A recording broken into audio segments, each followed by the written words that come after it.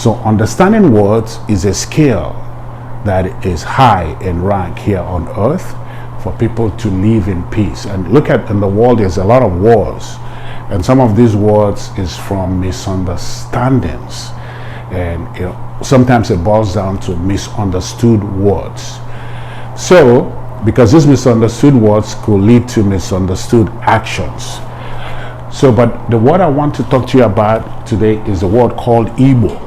Igbo is the name of a tribe in Africa, and we're going to find out why are they calling themselves Igbo. And what we want to do is to put the word Igbo in the Igbo language and see what it means. So when we say Igbo Mpa,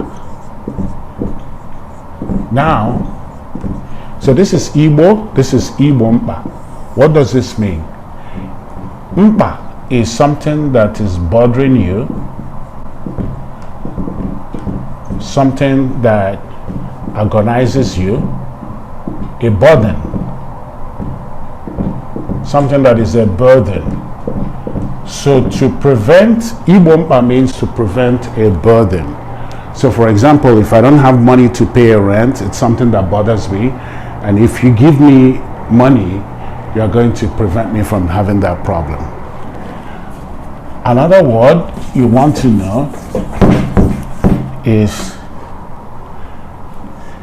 Igbo-Dr. So what do we mean by Igbo-Dr?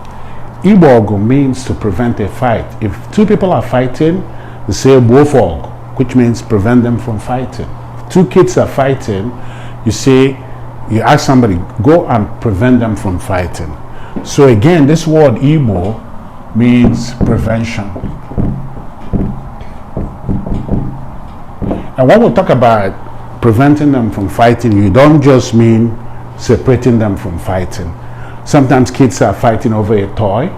So one thing you can do is to give the other kid another toy. So there are different ways of understanding this prevention. You can look at it as amelioration, palliation, protecting, cushioning. So these are some of the ways to understand the word Igbo. So the word Igbo is an Igbo word itself, and it has a meaning in Igbo. So it's very, very important that we understand this word so that there is less confusion.